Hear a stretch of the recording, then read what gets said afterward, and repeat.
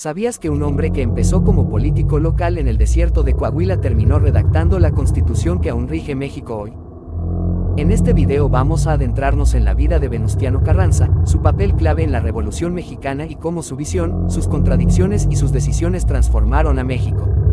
¿Cómo pasó de gobernador interino a primer jefe de un movimiento revolucionario? ¿Por qué convocó al Congreso que dio vida a la Constitución de 1917? Y, finalmente, ¿por qué terminó su gobierno en un camino lleno de amenazas y traiciones? Quédate hasta el final porque descubriremos el momento clave que cambió su destino y el de todo un país. Los orígenes, de Coahuila al poder. Venustiano Carranza nació el 29 de diciembre de 1859 en Cuatro Ciénegas, Coahuila. Proveniente de una familia de militares y terratenientes, su padre fue el coronel Jesús Carranza Neira. Carranza creció en un ambiente de lealtades políticas y redes locales. Durante el Porfiriato enfrentó dificultades para ascender. Aunque llegó a ser presidente municipal de su pueblo, diputado y senador, su posicionamiento lo ubicaba en la cuerda liberal, frente a los científicos del régimen de Porfirio Díaz. Cuando estalló la Revolución Mexicana en 1910, con el llamado al levantamiento del Plan de San Luis, Carranza primero se mantuvo algo al margen, evaluando las fuerzas políticas. Luego se unió al movimiento de Francisco I. Madero, fue nombrado gobernador de su estado y comenzó a posicionarse como líder político y militar de la región. El golpe, el huertismo y el surgimiento del constitucionalismo. En febrero de 1913, el general Victoriano Huerta dio un golpe de estado, asesinó a Madero y al vicepresidente, y se instauró un régimen que provocó la unidad de distintos grupos revolucionarios. Carranza levantó la bandera del constitucionalismo. Restaurar la Constitución, hacer valer la ley, fueron frases que él usó para legitimar su causa. En ese contexto, Carranza proclamó el Plan de Guadalupe, marzo de 1913, donde se desconocía a Huerta y se declaraba que Carranza fungiría como primer jefe del ejército constitucionalista, hasta que el país recobrara la legalidad. Ese título de primer jefe lo puso al frente de una fuerza política, militar que no solo luchaba, sino que aspiraba a gobernar. Era el inicio de lo que se denominaría el movimiento constitucionalista. La entrada a la Ciudad de México y el reto del mando.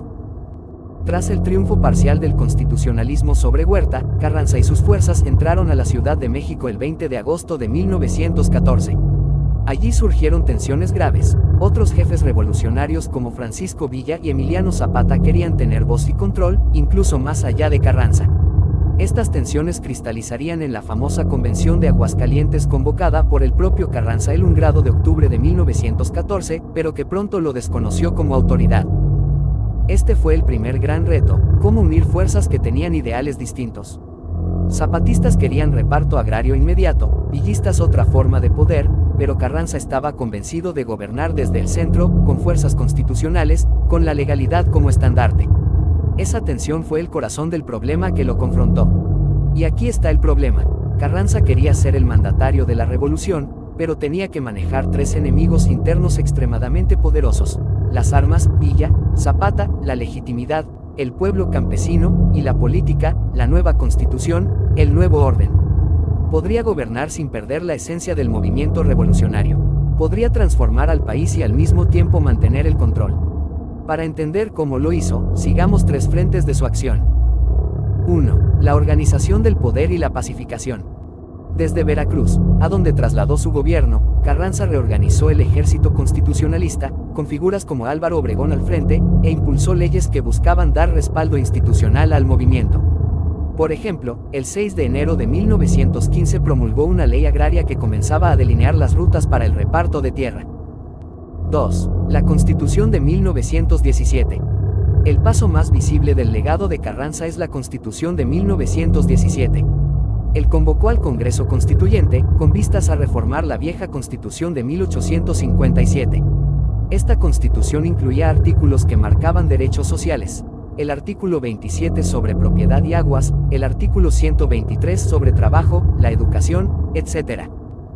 En ese momento, México daba un salto conceptual. No solo derrocar al viejo régimen, sino instituir una nueva legalidad para todos.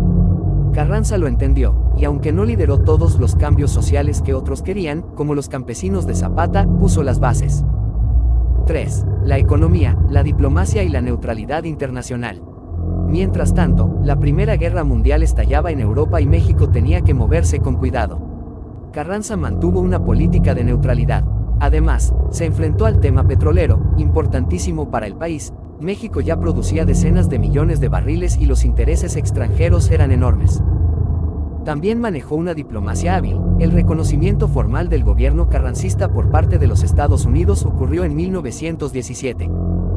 4. El desgaste, los antagonismos y la traición. Pero no todo fue victoria.